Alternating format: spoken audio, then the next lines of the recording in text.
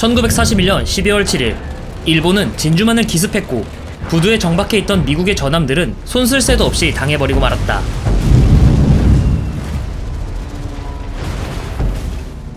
격침된 애리조나와 함께 진주만 공습을 대표하는 사진의 주인공인 콜로라도급 3번함 웨스트 버지니아이다.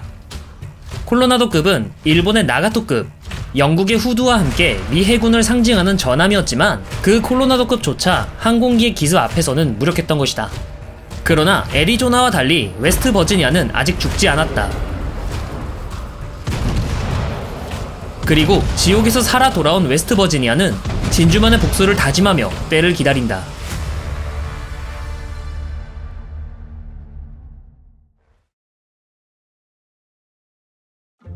(1911년부터) (1923년까지) 미국이 만든 전함을 표준 전함이라고 한다. 주된 특징은 속력을 희생한 대신 강력한 화력과 방어 능력을 확보한 전함이었다. 미국의 경우 영국에 비해 해외 영토가 거의 없었고 있어봤자 하와이와 필리핀 해역에만 국한되었다. 때문에 영국처럼 유사시에 병력을 빠르게 파병할 이유가 없어 방어적 성격의 해군을 육성했고 적이 다가오면 마치 바다 위에 거대한 성벽을 쌓듯 포위해 공격할 생각이었다. 그렇기 때문에 미국 전함들은 탄약고, 포탑, 기관실 등 함 생존에 꼭 필요한 구획에 장갑을 집중 배치하고 나머지는 비장갑화하는 올 오어 나띵식 집중 방어 장갑과 전방위 화력 감소를 최소화할 수 있도록 선수선미의 주포탑 2기 설계, 15,000km 이상의 항속거리와 최대속도 21노트 이상 되는 공통된 기준을 가졌다. 그래서 스탠다드 배틀쉽, 표준 전함이라고 불리는 거다.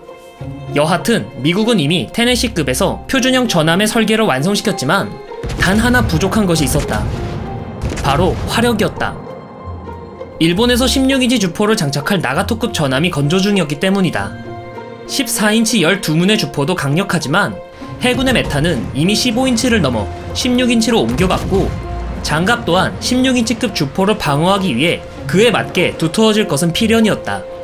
그리하여 미국은 2번함 메릴랜드를 필두로 콜로라도급의 건조를 개시한다. 콜로라도, 메릴랜드, 워싱턴, 웨스트 버지니아 이렇게 4척이 건조되었는데 이때쯤 워싱턴 해군 군축 조약이 체결된다. 하지만 미국은 한 발 앞서 웨스트 버지니아를 제외한 3척을 조약 시작 이전에 진수시켰다. 16인치 전함이 일본의 나가토와 무츠, 영국은 없는 상황에서 미국만 4척이라는 엄청난 비대칭 전력을 보유하게 된 것이다. 당시 영국은 1차 대전의 여파로 경제난에 시달렸고 일본은 미국을 따라갈 만큼의 경제력이 없었다. 한마디로 미국이 나 안 해! 하고 베제라식으로 조약을 파기하면 미친듯이 불어나는 미국의 함대를 통제할 수 있는 나라는 없었던 것이다.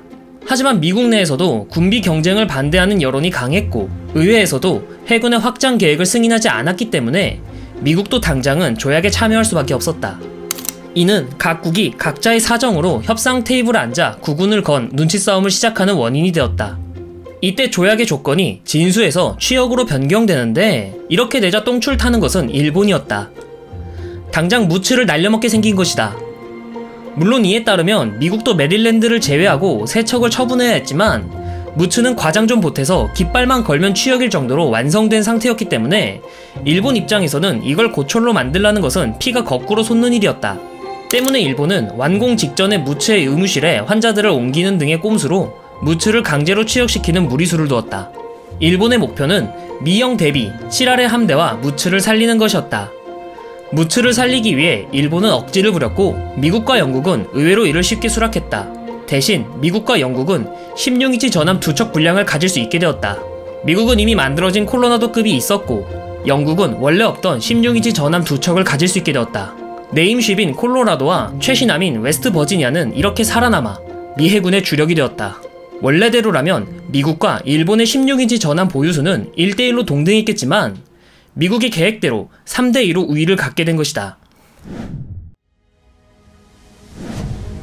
만재 배수량 34,130톤, 전장 190m, 최고속도 21노트, 무장 16인치 45 구경장 주포 8문, 5인치 51 구경장 단장포 12기, 장갑 측면 최대 343mm, 포탑 최대 320mm이다. 콜로라도급 전함은 느리지만 강력한 전함이었다. 테네시급에서 완성된 표준형 전함의 설계는 당대의 전함들 중 가장 두터운 방어력을 자랑했으며 16인치 8문의 화력을 견딜 수 있는 전함은 당시에 없었다. 세계에서 강력한 전함의 일각으로 콜로라도급은 미 해군의 상징이 되었다. 콜로라도급은 당대의 정면에서 치고받을 땐 적수가 없을 만큼 강력한 전함이 맞았다. 그러나 미국에게 콜로라도급은 그리 달갑지 않은 존재였다. 이미 16인치 주포를 개발해놓은 미국이었지만 자칫 잘못하면 파워 인플레를 끌어올려 기존 전함들이 모두 고물이 돼버릴 수 있는 건함 경쟁의 소용돌이로 들어가고 싶지 않아서였다. 하지만 앞서 말했듯 나가토급 전함이 건조되는 이상 파워 밸런스를 맞추기 위해 울며 겨자 먹기로 16인치급 전함을 건조할 수밖에 없었다. 콜로라도급은 테네시급에서 정립된 표준형 전함의 설계를 차용했는데 달리 말하면 테네시에서 주포만 16인치로 갈아 끼우는 수준이라는 뜻이다. 둘의 설계는 크게 다른 점이 없어 나아진 점도 없었다. 함체 자체도 복붙한 탓에 테네시급과 콜로라도급은 전장과 전폭이 완벽히 똑같다. 주포 마운트 또한 14인치의 그것이었기 때문에 16인치 3연창 주포가 들어가기에는 비좁았다. 미 해군이 그리던 16인치 12문의 전함은 어디 가고 16인치 테네시라는 어중간한 물건만 남게 된 것이다. 그럼에도 16인치 12문이 규격 외의 고화력일 뿐 8문도 약한 화력은 절대 아니었다. 테네시급의 장갑을 그대로 가져왔다곤 하지만 애초에 표준형 전함의 장갑은 일본의 전함이나 순양 전함들처럼 말랑말랑한 장갑이 아니었다.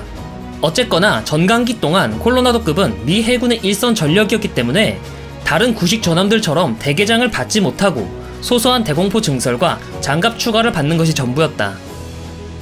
그리고 운명의 12월 7일 일본이 진주만을 기습 공격한다.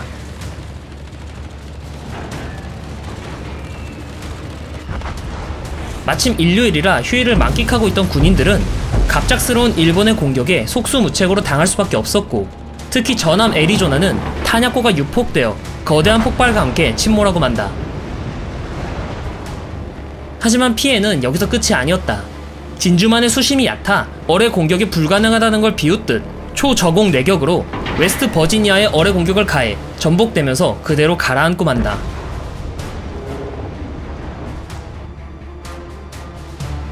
개장을 하느라 공습을 피한 콜로라도와 피해가 적었던 메릴랜드는 금세 전선으로 돌아왔지만 웨스트 버지니아는 침몰 판정을 받고 물 밖으로 꺼낸 채 방치된다. 수시로 입원하는 항공모함들과 다른 전함들의 자리로 가득 찬 진주만의 도크에 웨스트 버지니아의 자리는 없었다. 콜로라도급의 가장 큰 문제는 아군 항공모함을 못 따라간다는 것이었다. 미 해군은 항공모함의 속도를 33노트로 일괄적으로 맞췄는데 이는 표준형 전함의 최고 속도보다 12노트나 빠른 속도였다. 항공모함의 순항 속도를 따라잡기 위해서 콜로라도는 풀악셀을 밟아야 하며 함재기를 이착함할 때마다 함대가 반으로 갈라졌다가 다시 합쳐져야 했다. 이 때문에 콜로라도와 뉴멕시코급은 진주만 공습을 피했음에도 항공모함의 호위함으로 선택되지 못하고 2군을 전전했다. 순양 전함이긴 하지만 썩어도 주력함급이라고 일본 해군이 항상 콩고급을 항목 기동부대에 데리고 다니며 야간전에 즉시 전함급 물건을 투입할 수 있게 해주었던 것을 생각하면 속도는 표준 전함의 아킬레스건이었던 셈이다. 더욱이 이미 사우스 다코다급 전함도 3척이나 취역했고 곧 아이오와급 전함까지 등장할 예정이기 때문에 속도도 느려 항공모함과 함께 할 수 없는 구식 전함은 우선순위에서 계속 밀려나 내어줄 자리는 없었던 것이다. 하지만 웨스트 버지니아의 운명은 여기서 끝나지 않았다.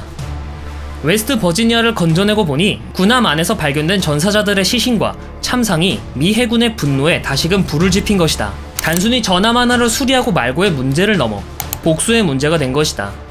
비용상으로는 버리는 것이 나은 구식 전함임에도 도크에 자리를 내서 대개장에 들어갔다.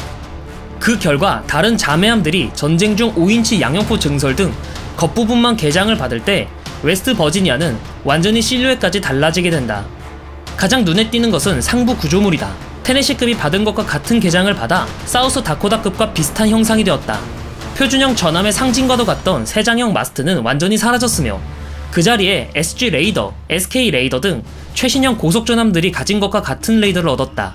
주포 또한 개량된 것으로 갈아 끼우면서 정확도 또한 크게 늘었다. 3연장 주포보다 포신간 간섭이 적은 2연장 주포라는 점까지 더해 웨스트 버지니아는 미 해군에서 가장 뛰어난 정확도를 가진 전함으로 등극했다. 장갑 또한 박뢰 벌지와 갑판 장갑을 증설해 파나맥스까지 포기하며 오로지 킬 잽스를 위해 지옥에서 기어나왔다.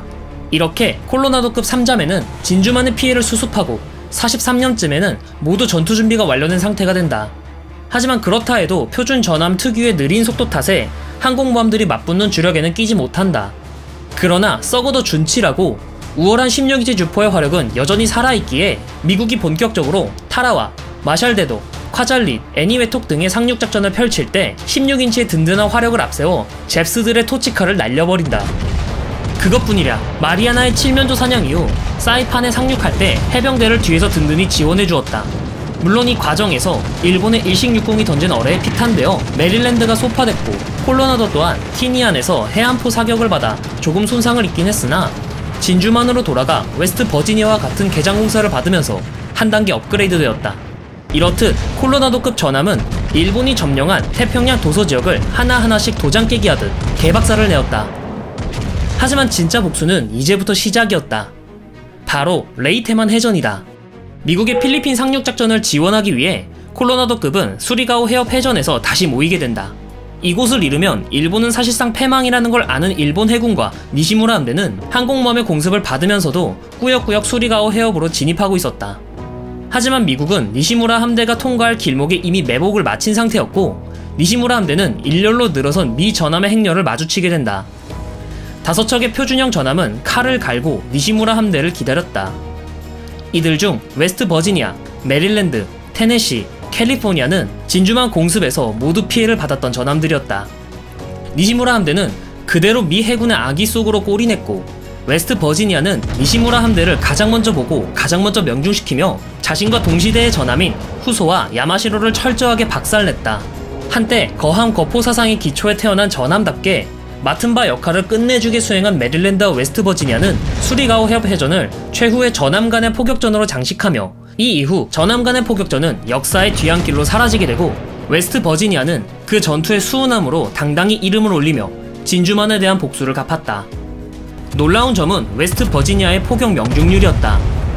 바다에서 한 포 사격은 파도와 공기 저항 등 여러가지 변수가 있기 때문에 초탄의 명중은 고사하고 협차를 내기도 쉽지 않은데, 그 어려운 걸 성공해낸 것이었다. 태평양 전쟁 후반쯤 되면 미 해군은 거리 측정과 사격 자원 산출에 더 이상 사람의 눈과 손에 의존하지 않았고, 레이더를 통한 거리 측정과 아날로그 컴퓨터를 이용한 사격 자원 산출을 통해 훨씬 더 정확하고 빠르게 교전할 수 있었기 때문이다. 이후로는 필리핀 탈환, 이오지마 전투, 오키나와 전투에 참가해 묵묵히 지상 포격을 했는데, 역시나 이때도 정확도가 아이오와급 전함 같은 최신의 전함들보다 더 뛰어났다는 자랑거리가 있다. 덕분에 미 해병대가 전함의 뽕맛을 보며 각이 보일 때마다 아이오와급의 재치역을 바라는 계기가 되기도 했다. 콜로나도급 전함은 비록 표준형 전함을 토대로 급하게 만들어져 나가토급 전함처럼 강렬한 인상을 남기지도 넬슨급 전함처럼 뇌리에 박히는 독보적인 외모를 지니지 않은 어중간하게 끼인 전함이었지만, 당대의 가장 강한 전함이었음은 부정할 수 없다. 나가토는 장갑이 불안해 콜로나도와 힘싸움을 할 수 없었으며 핵피엔딩을 맞이했고, 넬슨은 경량탄으로 영국이 헛다리를 짚으며 16인치가 16인치 위력을 내지 못했다는 문제점을 각각 하나씩 안고 있었다. 세계에서 가장 큰 전함이자 영국의 자랑인 순양전함 후드조차도 거대하고 발만 빨랐지, 결국 전함끼리 싸우면 화력과 장갑이 필요한데, 이는 콜로나도에 비해 명백히 열세였다. 항공모함의 시대가 오면서 전함들, 그 중에서도 오로지 공격과 방어 스탯에만 몰빵한 표준형 전함들은 시대에 뒤떨어져 아무것도 못할 거라는 예상과 달리 함대 항공전만큼 중요한 상륙작전에서 빛을 발휘하며 태평양 도서 곳곳에 깃발을 꽂는 역할을 담당했다. 그 결과 콜로나도급은 세 자매 모두가 살아남아 평생 비교를 당하던 나가토급을 꺾고 일본의 멸망을 지켜보는 승자가 되었다. 하지만 여전히 21노트밖에 되지 않는 둔중한 속도는 변화해가는 해전의 패러다임에 맞출 수가 없었다. 그렇기에 일본이 항복하게 되고 곧바로 퇴역할 예정이었으나, 퇴역하기 직전 마지막 작전에 투입하게 된다.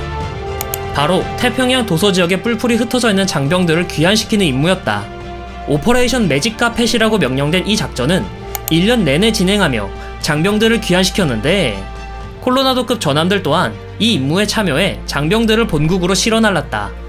이 임무를 마지막으로 콜로나도급은 1947년에 정식으로 퇴역하게 되며 역사의 뒤안길로 사라진다. 여담으로 웨스트 버지니아의 흑인 취사병이었던 도리스 밀러는 진주만 공습 당시 대공포를 잡고 맞서 싸워 해군 십자상을 받았다. 아직 인종차별이 만연한 1940년대엔 유색인종은 비전투 보직만 맡을 수 있는 차별을 받았는데, 그럼에도 대공포를 잡고 저항한 용기가 차별을 넘어 공로로 인정받은 것이다. 그리고 이 수병의 이름은 제럴드 포드급 항공모함의 4번 함에 명명되어 땜빵 전함에 불과했던 콜로라도급 전함은 현대까지도 명예로운 흔적을 남기게 되었다.